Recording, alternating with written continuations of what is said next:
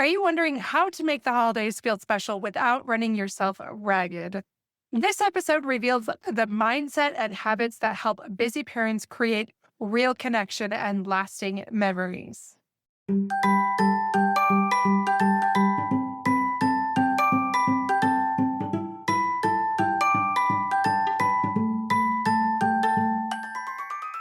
Hey parents, welcome to Fulfillment Therapy. Do you want to raise your kids better and have a stronger marriage? Are you up late at night researching marriage and parenting tools and self-care tips? Do you start each day hoping for deeper connections and less chaos, but it ends with family arguments and going 12 different directions again? My name's Kendra, wife, mom, therapist, and growth enthusiast. It wasn't until I discovered how to fulfill my unmet needs that I was finally able to show up as my best self as a spouse and parent. I realized that by meeting my needs, I could more fully meet the needs of my family with more energy and less resentment. In this podcast, I teach parents skills like boundary setting, prioritizing personal needs, communication, and claiming ownership. Just like my clients, you'll be shocked by the improvement in your marriage, parenting, and personal life when you focus on fulfilling your important unmet needs. Ready to prioritize yourself so you can quit mentally throat punching people? Then grab those earbuds and head outside, and let's walk and talk.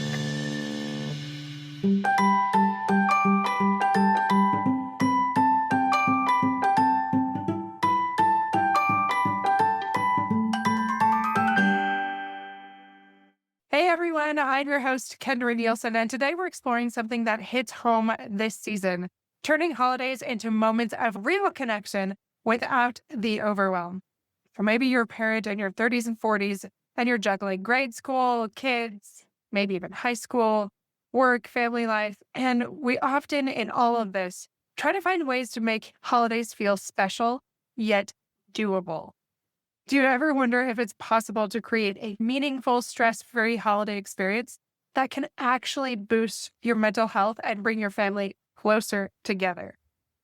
We're going to explore how we can actually do this so that this season will be the one to remember. I just want you to imagine this for a minute. Last holiday season, I worked with a client, I'm just going to call her Maria. Magic had vanished from her family's traditions.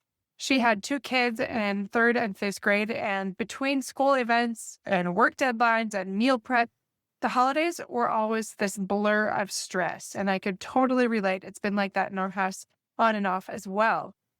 When I asked Maria about it, she talked about how she remembered her own childhood holidays as being full of laughter or surprises.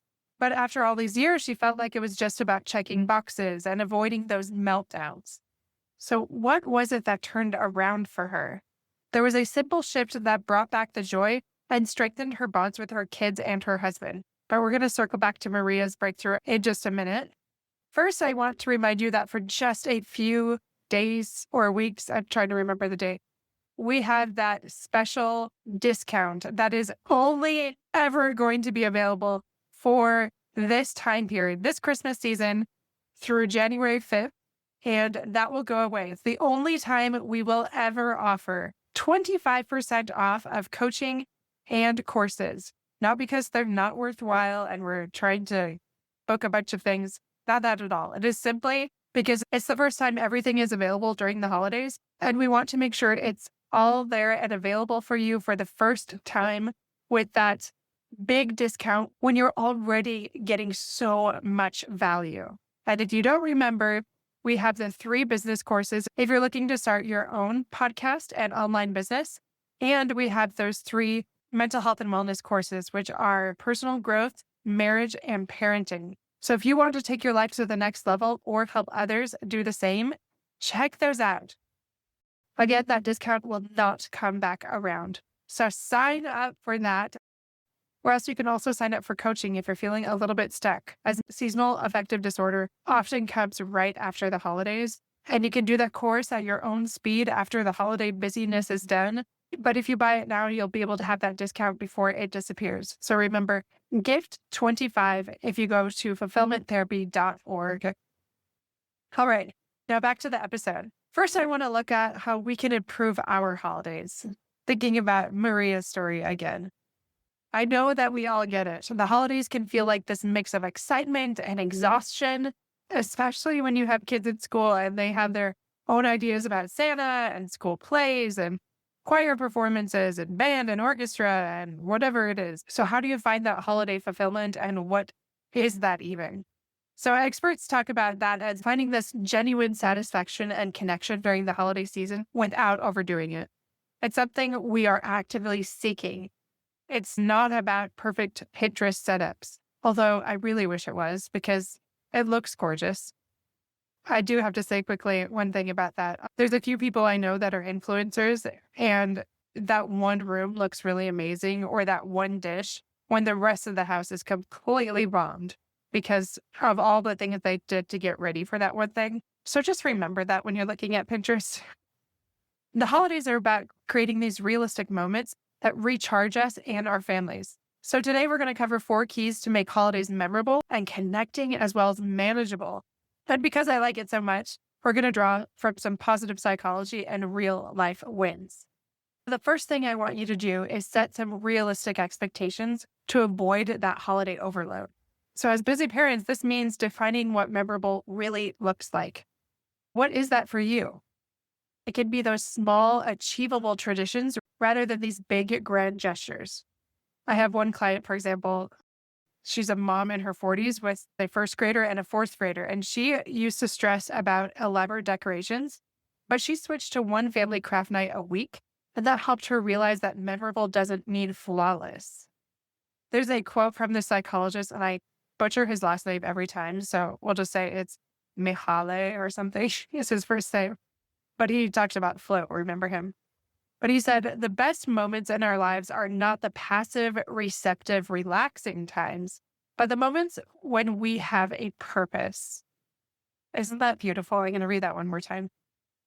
The best moments in our lives are not the passive, receptive, relaxing times, but the moments when we have a purpose.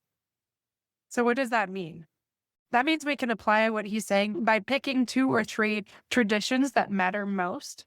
Like maybe it's a cozy game night, elf on a shelf, and letting the rest go. I, for one, am guilty of this. I like to do all of the things. Often we have foreign exchange students and I want them to get the whole American experience. So I try to do everything. And I do that for several holidays. And I've scaled back over time. And I've been happier as I've scaled back. That even goes for birthday parties. And the same can go for you. Every time I recommend this to clients and we let go of have tos or shoulds, they feel so much more relieved. They feel relief once they finally allow themselves to let go. And when we break that down, and when I say past holidays, were your kids happier or more sad when you did all of these things? Like, what did they really like? And when we whittle it down, it's usually just a few things.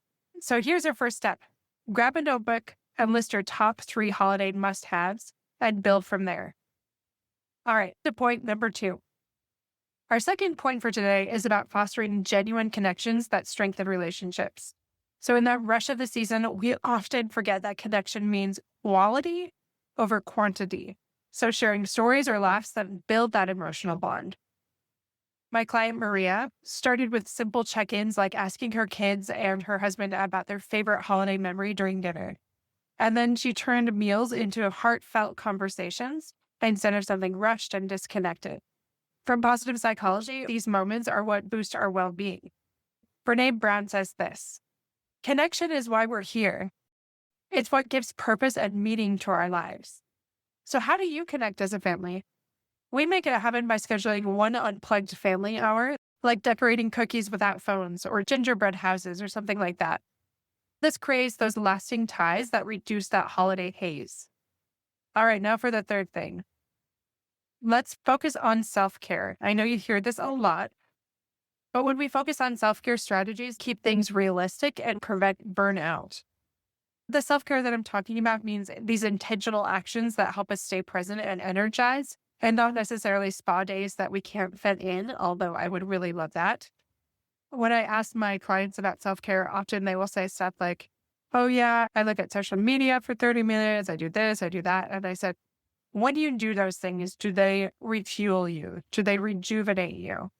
And they're often like, not exactly. I get more irritated and my kids interrupt me. So that may not be the best way to refuel.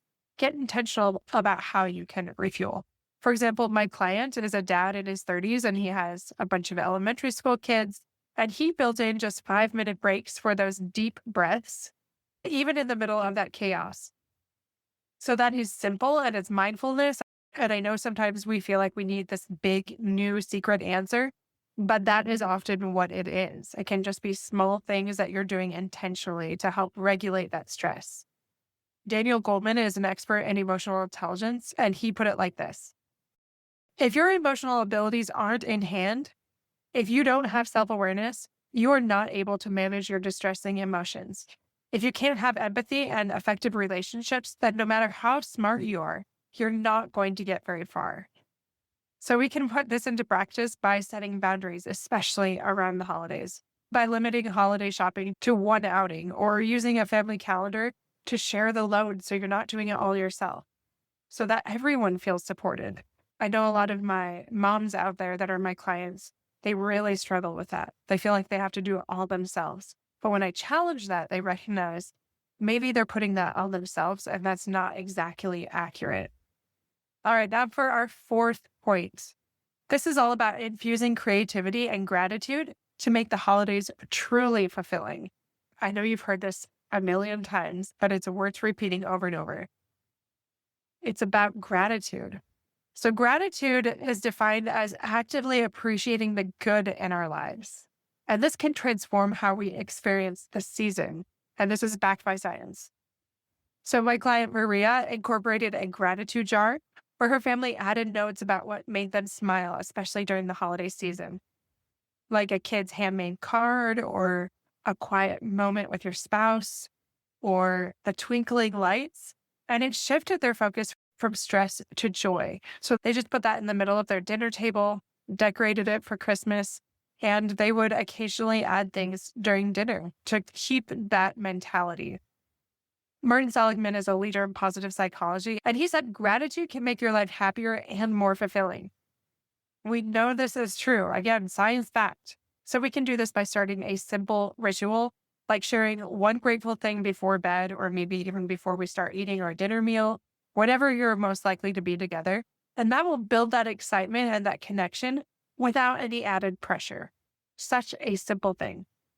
Now, as I wrap this up for today, I want to tie it back to Maria's story. So when we set realistic goals and prioritize connections and practice self-care, as well as add in a little bit of that gratitude, we can do what Maria did and turn our holidays from overwhelming to wonderful. Her family ended up with traditions that felt personal and fun, just like she remembered from her past, without being overwhelming. And honestly, we can do the same. So here are the 4 main takeaways for you to remember moving forward. First, focus on 2 or 3 realistic traditions to keep things manageable and memorable. Second, build in those daily connections to strengthen those bonds. And third, use simple self-care to stay grounded even while you are busy. And last but not least, number 4, practice gratitude to shift your mindset and find more joy. Remember, it's about the small and simple things. We don't have to overcomplicate it. These are the things that science tells us through lots of research that will bring peace, that will bring connection, that will alleviate some of that overwhelm during the holidays, all of the things that we're wanting. These are the things that will help turn our holiday season around and make it more fulfilling. All right, my friends, that is all I have for you today. I hope you have an incredible holiday season, and don't forget to use that discount while it is still available. Gift 25 on fulfillmenttherapy.org. Sign up for those courses. And please share these episodes with anyone that you think would benefit. And if you want to leave us a little gift, it always helps if you leave a review on Apple Podcasts, because that's how we get seen and how we can help others thrive. All right, I'll see you back here with a new episode every Monday and Thursday. Until then.